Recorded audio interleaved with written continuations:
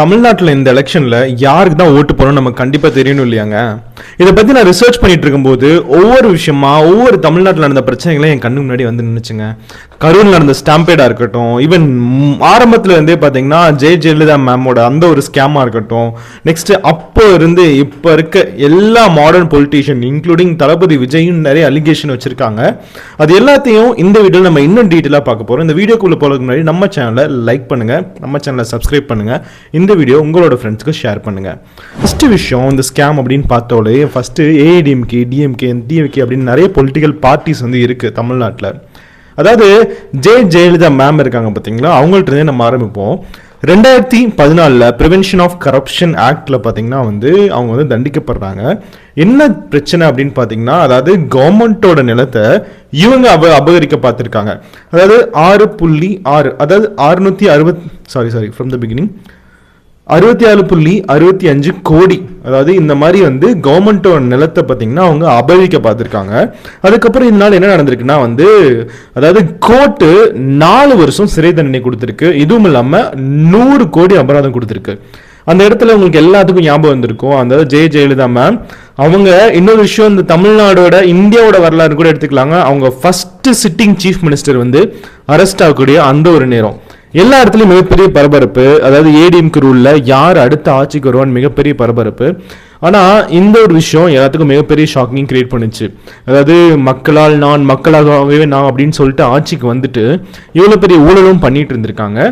இது எல்லாமே வந்து அதாவது இன்டர்நெட் சோர்ஸ்லையுமே அவைலபிளாக இருக்குங்க. அடுத்து வந்து ஏடிஎம்கேவோட போலீஸ் ப்ரூச்சுவாலிட்டின்னு சொல்லலாம். இன்னைக்கு இருக்க கவர்மெண்ட் டிஎம்கேல பார்த்தீங்கன்னா நிறைய ஒரு அலிகேஷன் இருக்கு. டிஎம்கே கவர்மெண்ட்டா, அதாவது போலீஸோட அந்த ஒரு அதிகாரம் வந்து அதிகமாக இருக்கும். போலீஸ் வந்து நிறைய சப்ரஸ் பண்ணுவாங்க, நிறைய கஸ்டடியல் டெத் நடக்கும். புழல் ஜெயில் நிறைய பேர் வந்து ஸ்லிப்பரி டாய்லெட்ஸ் வலிக்கு விழுந்து இறந்துருவாங்க, டாய்லெட் வலிக்கிட்டே இருக்கனால, அப்படின்னு நிறைய அலிகேஷன் வச்சிருக்காங்க. இதே மாதிரி தான் ஏடிஎம்கேல இருந்துச்சுங்க. ஏடிஎம்கேல பார்த்தீங்கன்னா ஜனவரி 2020 அந்த இடத்துல பார்த்தீங்கன்னா ஜெயராஜ் அண்ட் சன் பெனிக்ஷ் இவங்க பார்த்தீங்கன்னா என்ன ஆச்சுன்னா, அதாவது கடையை வந்து ஓப்பன் பண்ணி வச்சிருந்தனால ஏதோ ஒரு வாக்குவாதம் நடந்து, அதாவது போலீஸ் ஸ்டேஷனுக்கு கூட்டு போய் போலீஸ் கஸ்டடிக்கு கூட்டு போய் கஸ்டடியல் டெத்தே நடந்துருச்சு. இந்த இடத்துல எல்லாத்துலேயும் பார்த்தீங்கன்னா வந்து, அதாவது டிஎன்ஏ சாம்பிள் மூலியமாக வச்சு தான் கோர்ட்டும் ஜட்மெண்ட் கொடுத்தாங்க. அடுத்து என்ன ஆச்சுன்னா, அதாவது டிஎம்கேவோட அலிகேஷன் பார்ப்போம். செந்தில் பாலாஜி சார் என்ன ஆச்சுன்னா வந்து, அவர் என்ன பண்ணியிருக்காரு, 2300 பேருக்கு மேலே நான் வேலை வாங்கி தரேன் அப்படின்னு சொல்லிட்டு ஒரு மிகப்பெரிய ஒரு ஸ்கேமையும் பண்ணியிருந்திருக்காரு.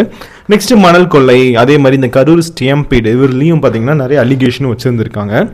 இன்னைக்கு இந்த எலெக்ஷன் நடந்துட்டு இருக்க இந்த ஒரு நேரத்துலையும் பார்த்தீங்கன்னா அதை வந்து அந்த செந்தில் பாலாஜி அந்த ஒரு சாரோட அந்த ஒரு மற்ற கூட்டணிக்கு கட்சிகள்லாம் பார்த்தீங்கன்னா அவங்க பார்த்தீங்கன்னா அந்த எலெக்ஷனுக்கு பார்த்தீங்கன்னா ஒரு ஓட்டுக்கே வந்து மிகப்பெரிய அமௌண்ட் வந்து கொடுத்துட்ருக்காங்க. அதாவது மோர் தென் 10,000 வந்து ஒரு ஓட்டுக்கே கொடுத்துட்ருக்காங்கன்னு நிறைய அலிகேஷன் வந்திருக்கு.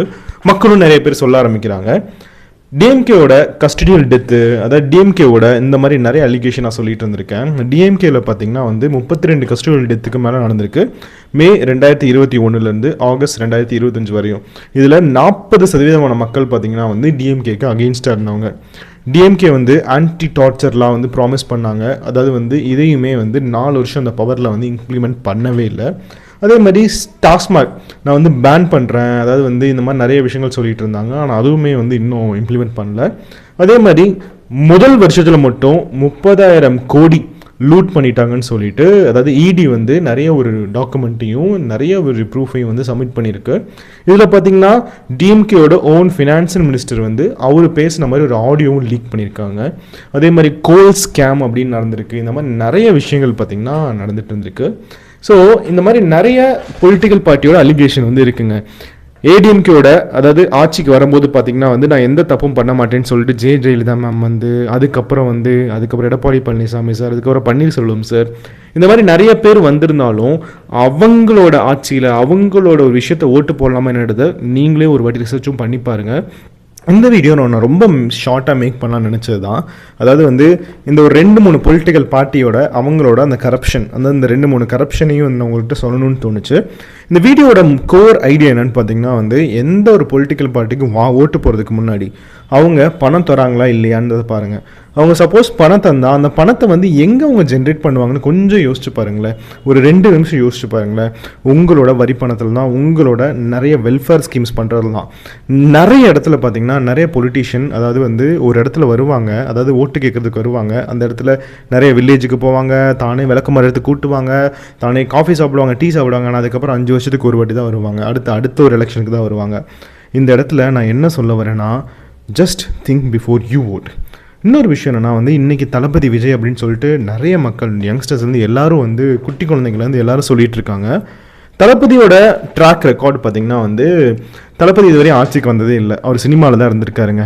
அதாவது இந்த தளபதி விஜய் அப்படின்றவர் பார்த்திங்கன்னா ரொம்ப எனக்கும் பிடிச்ச ஒரு விஷயம் என்ன தெரியுமாங்க, அவர் எந்த இடத்துலையுமே அவங்க பொலிட்டிக்கல் பார்ட்டி மெம்பர் எந்த ஒரு இடத்துலையுமே பார்த்திங்கன்னா வந்து ஓட்டுக்கு காசு கொடுக்கவே இல்லை.